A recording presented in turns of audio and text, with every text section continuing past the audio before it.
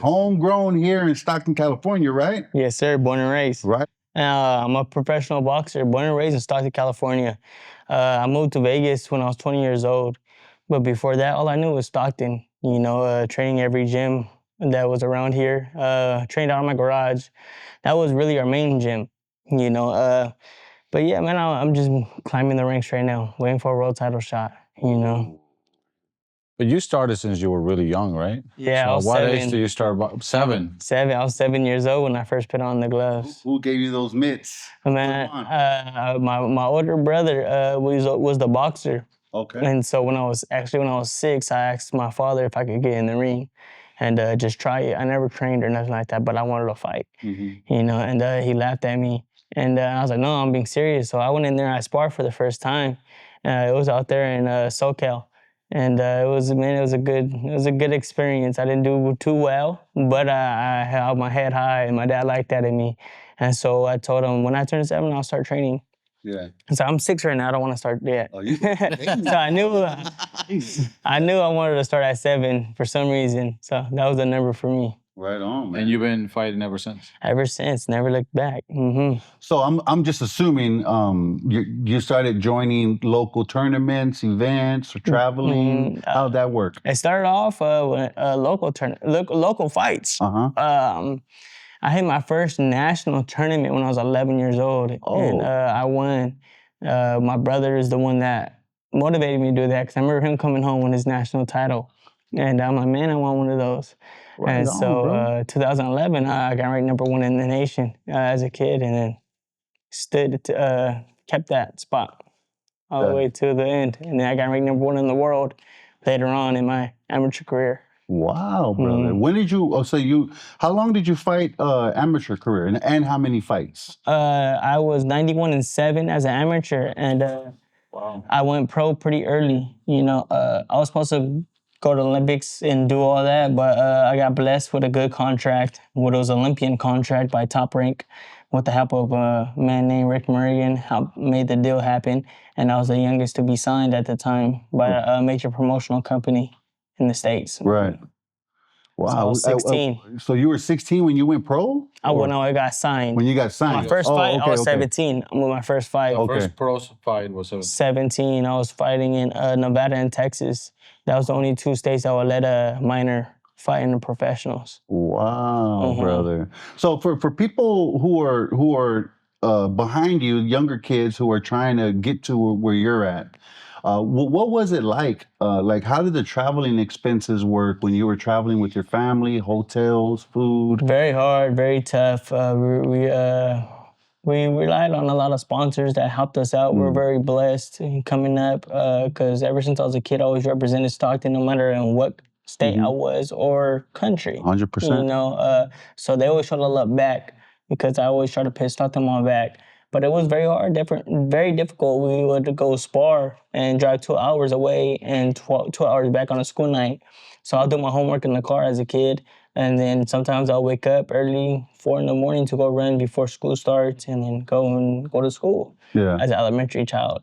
You know, so I always knew what I wanted to do. So if I could ever get advice, it's just you got to know what you want to do and stick to it the best you can.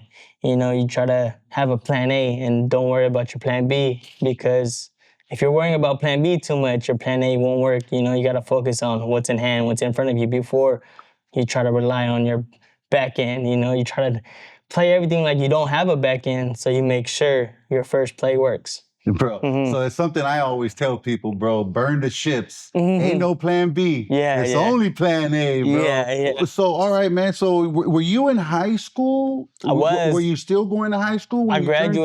I graduated high school as a 7-0 as a professional fighter. Wow. So how was that life for you, brother? You were probably the man in high school. But I was going to high school to pick up work and drop off work. I wasn't attending classes. I was doing homeschool through Cesar Chavez High. Got you. So I was doing homeschool through them. And So I wasn't really in campus a lot. I'll go to campus for football games, for anything, awards they wanted to give me and all that, which I was very grateful for my high school. Right. So I wasn't always around, but yeah, my name was ringing bells for sure when I was a kid in high school. But I'm sure there was also a lot of temptations. And so how did you navigate those early on? Because, you know, you're a pro at 17. I'm sure there's temptations in every direction, from, you know, drugs to girls to partying to everything else. It was a lot to handle. It was, but it goes back to saying when I was a kid in elementary school, I woke up at 4:30 a.m. to run. Discipline, that's what helped me through it all. You know, looking at the path, looking at the big picture. You know, of course I wanted to go out and have fun and do all the things that kids were doing, but I had to realize when I walked into rooms, kids weren't in the rooms I was walking in because they're kids. So sometimes I couldn't hold myself as a kid. I had to hold myself as a man, even though I was a baby. Right. You know, I grew up really fast. And boxing, I knew what I wanted to do. I knew that was my goal. That was my everything. So I had to make a lot of sacrifices, and so I was okay with making the sacrifices. You know, for my sport, to do what I love.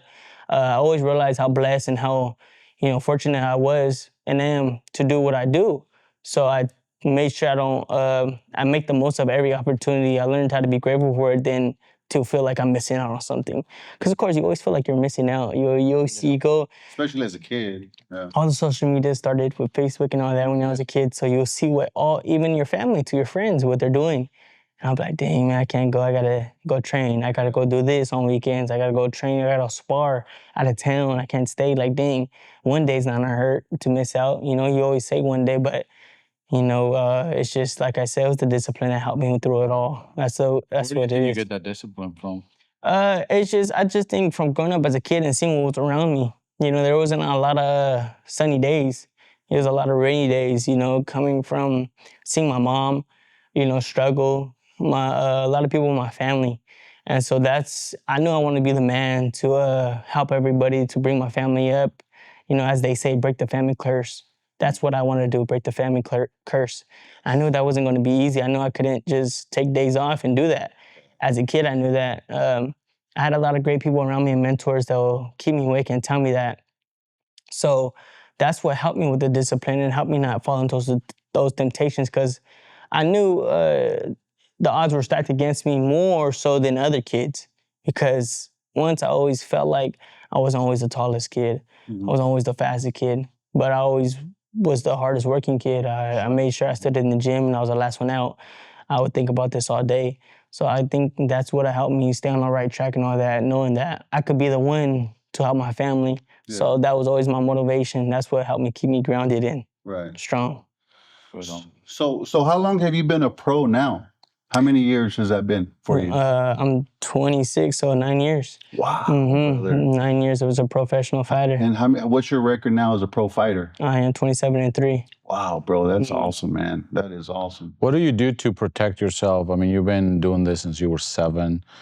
It's a dangerous sport, so you got to play it smart, but you also got to put your heart out there. So is there a way or anything you do to just make sure you're staying safe? There's a lot of ways to answer that question. As in the fight night itself, you just got to make sure you stick to your game plan and don't try your best not to overthink, and you make sure you don't make no shortcuts. That's how you stay safe. You don't make no shortcuts and you do what you got to do. So when you go in there, fight night, you can say, I did everything in my power to make sure I win tonight. So that's where my confidence always came from. And so far, when it comes to training and all that, what I'll do is stay safe. You got to listen to your body. You got to recover. You got to take the ice baths. You got to make sure you take your walks. You got to make sure you take your rest days, you know, because you could have hurt your body. Sometimes we're trained to ignore pain. You know, that's what a fighter is built to do, to keep on working past it. If you feel a little pain, you're just like, in my own head, I'm crying. Stop crying. Push through. But then you have to learn that could also damage your body and hurt your body. Next thing you know, your rotator cuffs, or God forbid, you know, anything like that happened to me, but it hasn't yet. Thank God. I hope it doesn't. But that's how it happens. Pushing your body too much, not listening to your body. Sometimes your body will tell you it's hurting. You know, I didn't hurt myself by pushing myself, rolled my ankles and all that during boxing and all that. I hurt my light strains and all that, but it's all from your body screaming let me rest a day, but you're not letting your body rest. So it's a lot of ways, a lot of precautions you got to take to make sure you stay safe in this boxing game because we're really like modern day gladiators. 100%. 100%. So, man, I love to ask this question, brother. I have a special connection with boxing. I've always loved it as a kid. I tried it off and on, and I've always been like very intrigued on what is, as a boxer, what is going through your head as you're walking down that aisle, getting ready to step into a ring, knowing that this dude wants to take your head off and you want to take his head off. What are you telling yourself? What are you not telling yourself, or what is your ritual? So everybody has a different ritual. Everybody does different things. Yeah. No fighter does the same thing, man. Or Right. maybe some have a team, another team does the same things. Right. But me, for myself, my day starts pretty calm, relaxed fight day. One day, it's a funny story. A friend of mine, Edgar, came in my hotel room hours before my fight. I was all alone. And I told him, yeah, come up. And he came in, he like walked in amazed and confused in a way. Not really amazed, but more so confused. Couldn't believe it. I was just right there same day I'm watching golf. Yeah. It's like, you fighting a few hours, you good? And I'm chill, I'm relaxed, I'm here. See, all my confidence and everything comes from my training camp. I know I didn't do no shortcuts. I know I did everything in my power to help myself win that night. So I leave everything in God's hands because I did my work. You can't say you leave everything in God's hands and not do the work because then you cheated yourself. But as long as you do the best you could do in the gym and all that, then you should do fine.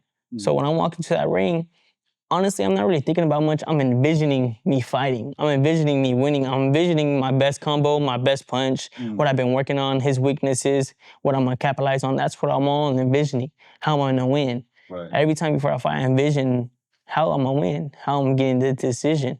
Right. So that's what goes through my mind. So what's another thing is during the fight, is there any like special words that you ask your corners to tell you during the fight to help you stay locked in, or are they just kind of telling you what's going on through the fight? Usually it's on the fly.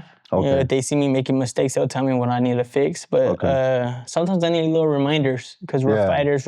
Sometimes we can't see everything, and they can because they're from the outside.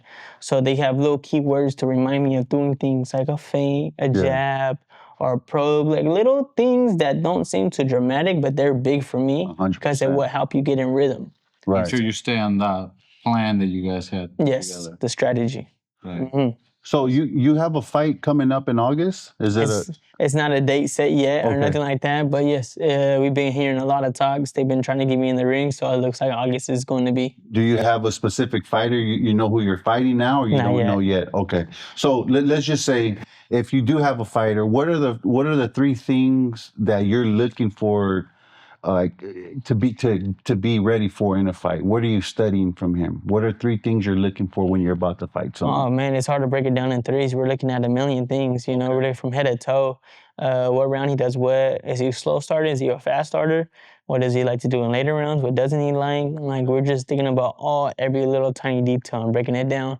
And at the end of the day, but it's all on us. It's all about, you got to make sure you're ready and confident because you can't really worry about what the opponent's going to do. You do that in training camp. When fight night comes, then you got to do what you already trained to do.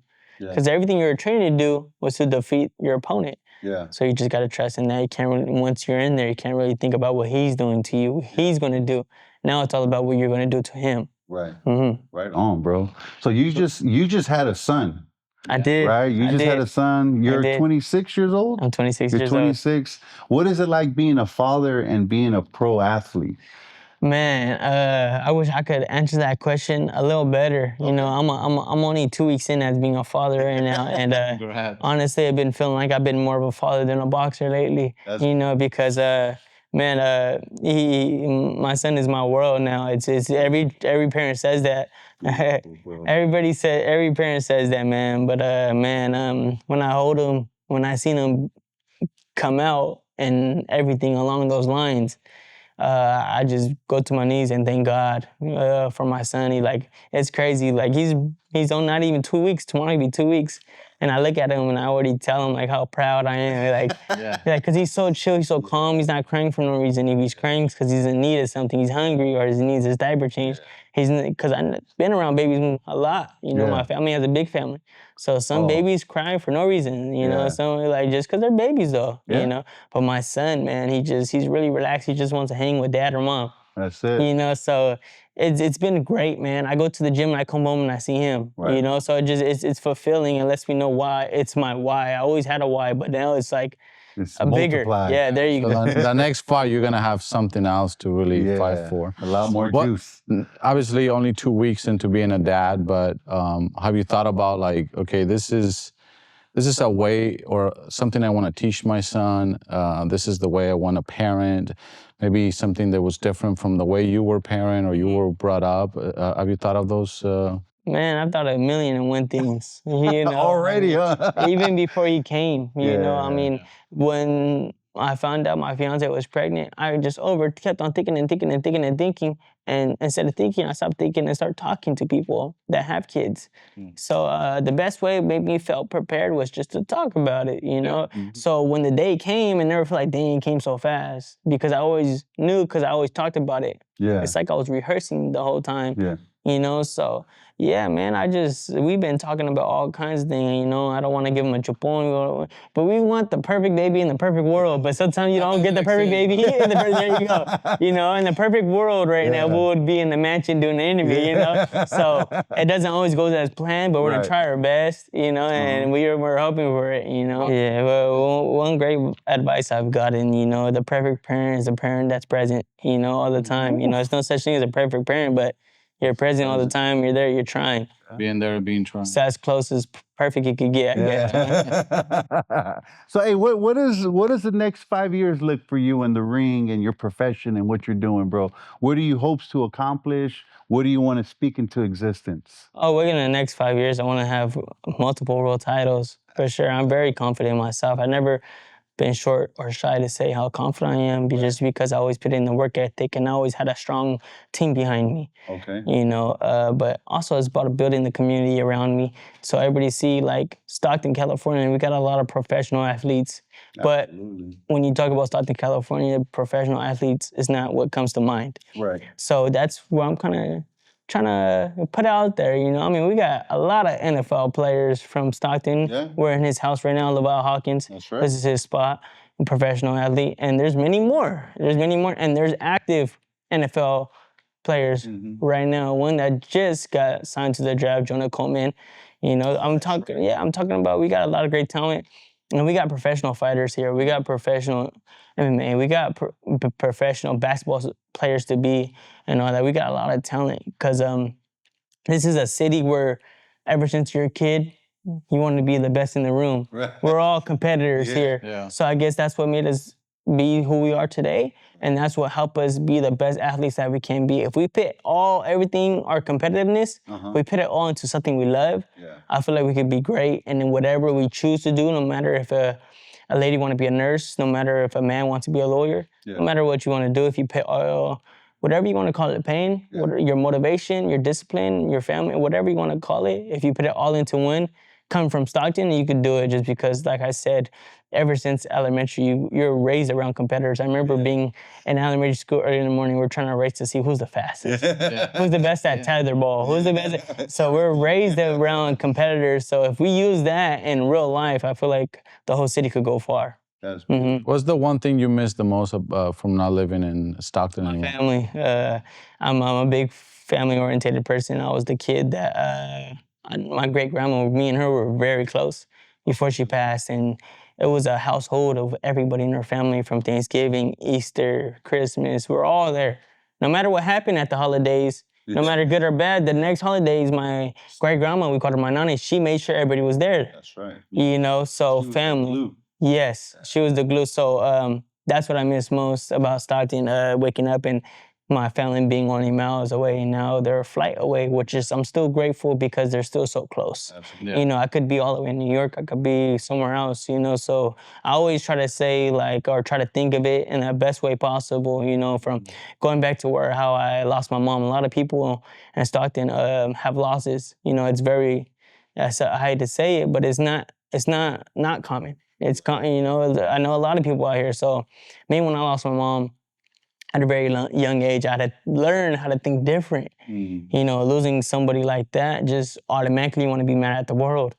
But God and church helped me and family helped me a lot, which taught me if you lose somebody close to you, I learned how to be grateful for those 12 years I had with my mom, because not everybody had 12 years with their loving other. Sometimes some people had 5, but me, to this day, I have lessons that I carry with me that she teaches me still in my head. I hear her, so I'm grateful I have that. Some people don't even have no memory of their parent or their loved one that passed, so we have to learn how to be grateful for the time we had instead of feeling like we got cheated at the time, because even though it's very easy to look at it the way we got cheated, you know, we got to think about the others that were less fortunate and didn't have as many memories as we did. You have an amazing outlook in life. Bro brought the heat. Yeah. Man. I love that. That was beautiful, bro. I just think that was my whole life, man. I had to turn negative into positive. I think that's why I'm still here today and able to talk and able to see the community and talk to the kids. Right. And because I turned all the negatives in my life into positives. Beautiful, brother. Beautiful. Awesome. If you can give a few words of advice for the next Gabe coming up the ranks, what would those advices be for him? Hold yourself accountable. Don't be shy of constructive criticism. Know the difference between somebody actually trying to see you downfall and someone that's actually trying to help you and trying to give you good advice, but they're not breaking you down. They're just trying to build you up. They're letting you know your wrongs. You know, coming from Stockton, it's so easy to get defensive and feel like somebody's getting on you for doing wrong. Somebody's always trying to look over you. Somebody's always trying to supervise you. But I had to learn, it's like a diamonds. Everybody loves diamonds. You know, it's like they say, it's a lady's best friends, and men spend a lot of money on them. But the way a diamond is built, it's built under pressure and enormous pressure and heat. But once it's built, you can't break it. Once a diamond is a diamond, once it's cut and everything, once they do all those crazy things that a diamond has to go through to get built, you can't break it anymore. And I feel like that's what we got to turn into instead of a young kid who want to be mad and hard-headed, because I was the same kid that don't want to listen to nobody. It feels like they got their answers. They feel like they got everything down already. Just learn how to take information in and work on it instead of taking information and feeling defensive and want to have to say something back, have to defend yourself, because sometimes you don't have to defend yourself. So you just got to go out there and work and do the best you can. So my best advice would be that. Try your best to take some advice and run with it and do the best you can and try everything out. Be open-minded. And if it doesn't work for you, it didn't work for you, because not everything is going to work for someone. What works for you, what works for him, might not work for you, So everybody's different. So you got to try, you got to explore. You can't be closed-minded. So that would be my number one advice. What about something in regards to the politics of boxing? Because obviously a lot of these young athletes, and we were just talking to Faith before they're going through, they're growing, they're becoming pro, and not everybody has a good person on their corner. Or sometimes there's other people from the outside that come in and they don't really have your best interest. They maybe are trying to, affect you or get a piece of the pie. Like, what advice would you give them when it comes to that type of, the politics of the sport, I guess? Well, I'm just going to touch on the politics part when it comes to rankings and winning a world title type thing. They could deny you a million times, but sometimes all you need is that one yes. But you're not gonna get that one yes right away. Sometimes you gotta work years for that one yes. I am 26 years old and I started fighting at 7. It's 19 years and I haven't seen a world title yet. But that one yes could change my whole life, and then I could be on top for many years to come. Because as people like to tell me, I'm still young. So within the next year, I could be on top and keep it until I retire. That's a great career for me. So once again, all it takes is one yes. And then try not to have a big circle when it comes to everybody that doesn't have your best interest, because everybody loves a winner. Not too many people are around when you're losing. Woo-wee. Bro, Fire. Bro, I can't wait. I can't wait to have the real podcast with you, bro. Right? I know we're tough on time, right? But for everybody who doesn't know you, people who are trying to find you, can you tell them where they can look for you, your first and last name, your social media account, all that good stuff, bro? If you can tell them who you are, man. For Facebook is Gabriel Flores, and Instagram and Twitter, TikTok. It's all one Instagram. It's all one username. G_squad_nation. Oh yeah, But man. well, thank you for being here. Pleasure's Thank you mine. to the Factory Institute of Training for opening their doors and letting us be here. And it's been a pleasure, and I can't wait to have you on the podcast. It's gonna be great. Man, we wish you so much success, bro. You know, go as high as you can, stay humble, be a great father, husband, man. And it sounds like you walk with God, brother. I do too. Keep him tight because he's always there with you, brother. All right? Yes, sir. Man, much respect to you, man. Thank you. You guys. Thank you, bro. Give me some love, big dog. That was awesome, bro. Thanks, brother. Phew. That